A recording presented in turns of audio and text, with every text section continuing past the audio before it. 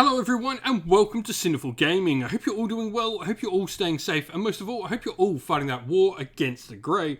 Today's video, we're going to talk about the Idoneth Deepkin and the Warcry update that they received in the latest White Dwarf, which is issue 484, the one with the Chaos Space Marine boarding action on the front of the cover.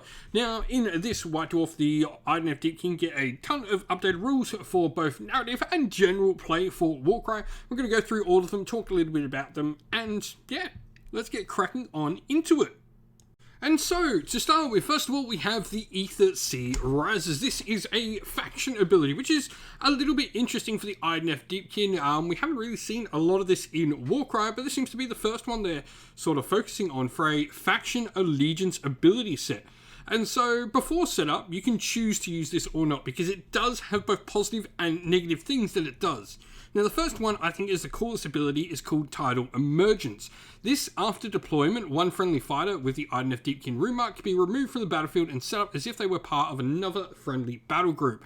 This is including battle groups that are set up in reserve. The fighter will remain part of the battle group they're initially assigned to for the purpose of other rules, where it's, you know, scenarios where it's like kill your opponent's shield, they would remain in the shield if they were a part of that and stuff like that. If you're playing with two Idoneth Deepkin, you roll off and the winner chooses. This is a pretty cool ability, like being able to remove a fighter, place them somewhere else, get them into a point of the battlefield where you want. Really nice. Now, there are two of these abilities in the first two turns that make your Idoneth Deepkin better, and the second two make your Idoneth Deepkin worse. So you are better early game than your worse late game, which is interesting. So Surging Tide allows you to, if you make two move actions as part of the same activation, your second move will get +2 move to it. Crushing Waves is the same thing, where if you make two fights, two attack actions and the same activation, your second one will get +1 strength. Ebbing Flow then flips that, though, that if you choose to do two attack actions, your second one will get -1 strength. So, you know, this is not too bad because it means you attack first, then move away or disengage or do other things. And then Fading Memories is in the fourth and subsequent battle rounds. So this mostly, I guess, subsequent battle rounds matters for narrative play. Friendly fighters with the Idoneth Deepkin rune mark cannot use abilities or reactions while within 3 inches of 2 or more enemy fighters.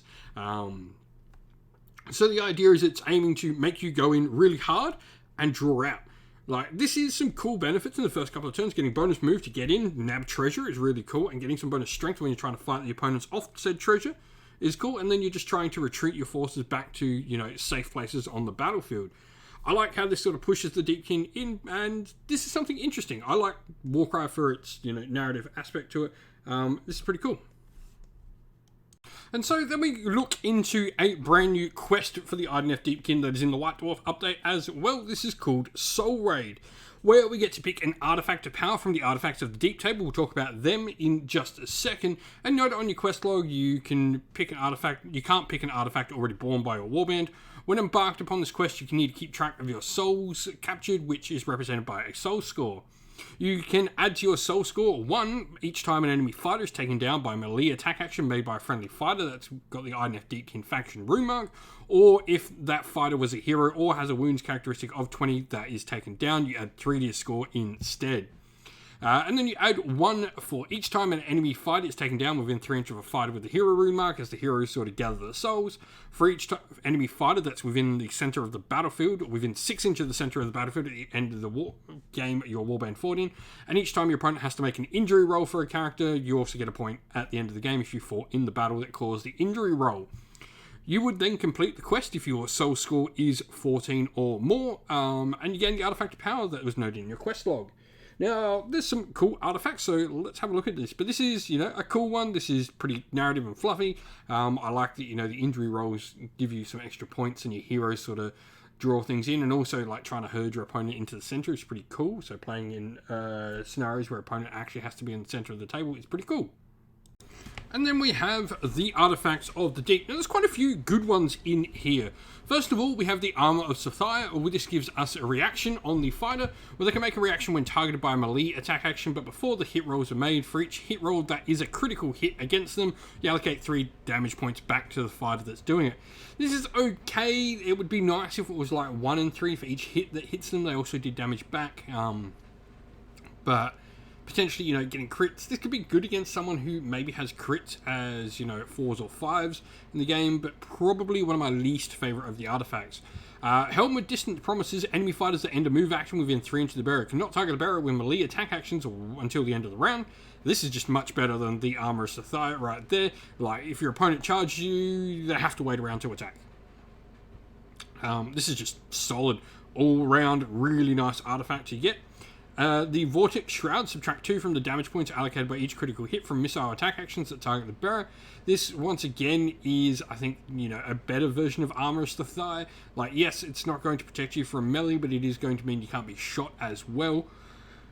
Bell of Empty Tolls, once per battle, the bearer can use this artifact as a bonus action. If they do so, pick a lesser artifact that is a familiar. That bearer has the lesser artifact until the end of the battle, so you can get a nice little familiar, which is cool. The Waveless Lance gives you a new profile to use, and you can use it once per round as a shooting action. And while making the attack action, enemy fighters cannot take cover reaction, nor can they count as being in cover. 3 attacks at strength 4, 2-5 on the damage. It's a nice little bit of extra range damage. It's okay. I still think, for me, the best ones are the Helm of Distant Promises and the Vortex Shroud. Mantle of Machlan is nice, though, if you're not going to include many eels in your force. Add 1 to your move, and the Bear Against the Fly rune mark is solid. Probably only looking to grab that if you're not including, like, an Achillean King or something in your warband, or if you're not including any Achillean Guard either. But for me, I think the Helm of Distant Promises for me is the main one. Put this on a fighter you don't want getting touched. Can be a really powerful piece. And so we then get a second new quest called Idoneth Raiding Post. While embarked upon this quest, you need to keep track of your progress your warband makes, represented by a progress score, like normal. Now, you add 2 to your progress score in Step 4 of each campaign battle's Aftermath sequence if you won the battle, and in addition, in Step 4 of the Aftermath sequence, you can pick up to 3 fighters from your warband that took part in the battle but were not taken down, and send them forth to search for supplies. To do so, you simply roll a dice and add the dice roll scored to your total progress score. Now, in addition, on the roll of a 1, however, the fighter being rolled for is attacked by something in the Gnarlwood, and you need to make an injury roll for that fighter, though you will still add the 1 to your progress score. While your progress score, however, totals 20 or more, you can fight battles using the Preparing the Mist quest battle plan, which is in the White Dwarf. If you do so, you win the battle. In Step 4, you complete the quest, and in Step 5, you can relocate your warband's encampment to an Idoneth Raiding Post and do not need to spend any glory to do so. Now, what this special location, the Idoneth Raiding Post, does, your points limit goes to 1150, you get a reputation modifier of +3, and you get a cool location bonus where in the Aftermath sequence of a battle in which your warband fought, each time an enemy fighter suffers the killed result on the injury table, you gain 2 glory. And in addition, Step 5 of the Aftermath sequence, you can pick 1 fighter from your warband and send them forth to plumb the Aether Sea, which you'll allow you to do a roll on a table, which we'll talk about in just a sec. Now, the quest for this is quite fun. You've got your own special mission, which effectively labels you as, before deploying, the defender must place the leader of a friendly fighter with a Mystic rune mark and or Priest rune mark centrally as possible to the battlefield. That fighter is the Ritualist. The Ritualist cannot make move actions. So, in this battle, the questing player is the defender. So, you'll always be the one. You need to have, a Mystic or Priest in there to be able to do the warband. So, you need to just make sure you have that. Now, victory is assumed where if the battle ends at 5 rounds, at the end of the battle, if the Ritualist is on the battlefield, the defender wins, otherwise the attacker wins, so you're just trying to keep that one alive. This can be really cool, like I said, to do after your other quest, and potentially, put on something like the Helm of Distant Promise, or the Vortex Shroud on your Priest, to set them up in the center, stop them being shot, or stop them being targeted by melee attacks. You've also got a twist, though, called Mindprey Mists, where in the first battle round, fighters within 3 inches of the Ritualist are considered to be in the mists, and you add 3 inches to this distance every battle round. So in the third battle round, it would be 9, fourth, it would be 12, etc. The attacker's fighter in the mist cannot use abilities or make reactions, and a fighter in the mist is not visible to fighters that are not in the mist. Fighters in the mist are not visible to each other unless they're within 3 inches. However, the adversary player, so whoever's versing the Idoneth, will receive a little bonus, where they'll add 1 to the renown roll they make in the Aftermath sequence of this battle. So, pretty cool. This, I would definitely, you'd be doing this one after you've done the other one. Like I said, grab one of those first 2 artifacts to protect your priest, and then go into this quest and get that battle done. And so lastly, thanks to what we're going to get to unlock from that second quest, this is what we're going to get to roll on from the Idoneth Deepkin's raiding post location bonus, and that is our lesser artifacts table. Now, what this will do, first of all, is you roll a d66 on this table and you get a random effect. This can include things from getting no effect and d6 renown to gifts of the Apathy, which is 65 to 66. Allow you to reroll on this. You've got a few perishables in the form of the Voltane Eel, the Juvenile Spinefin, and the Adolescent Shearclaw, all there. They'll give you different bonuses where they can sort of once per game abilities for both the Juvenile Spinefin and Shearclaw, but the Voltane Eel will give you a nice little reaction to do some damage back. Shard of the Drowned Men is a consumable where you can get additional wild dust at the beginning of the game and potentially make your opponent lose one as well. Ether Marine Reinforcements is really cool if you're planning to potentially expand your warband, as you get one for 2 glory cheaper, an extra fighter. And then you've got, Grief Urge and Venom Dart. You've got a couple of different consumables that are sort of attack-based ones as well. But that is everything. Also in the White Dwarf, there are Idoneth Deepkin background tables and name tables for all of that. But what do you think of the Idoneth Deepkin rules that have come out for Warcry? And these are cool little additions. I like the fact of the Army Allegiance ability pushing you to sort of play like an Idoneth army, come in, hit hard, and sort of retreat out. It's really cool. I like the 2 quests. I think they definitely push into the narrative. And they have, a nice linked quality to them. Do that first one, and then do the second one.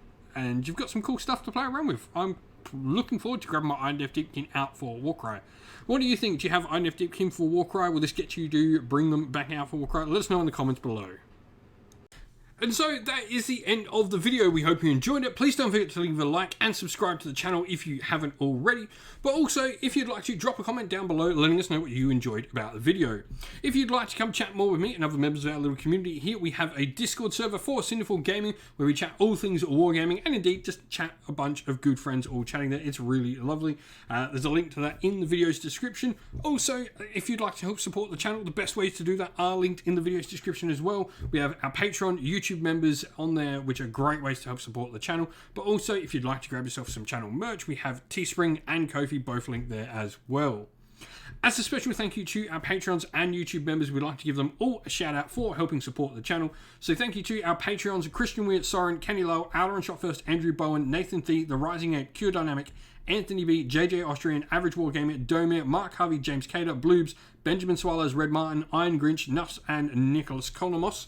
And to our YouTube members: Green Roots Gaming, Ronya, Lochloric, The Johnny84, David Ellsworth, Wolfric Nick, Broken Chef, Ariana Edwards, Revenar, Pink Nico Fire, Robin Mankiller, Monty's Tabletop Terrain, John Castle, Davis Weir, James South, and James Tillman. Thank you all for supporting the channel. It means the absolute world and allows us to keep doing what we're doing.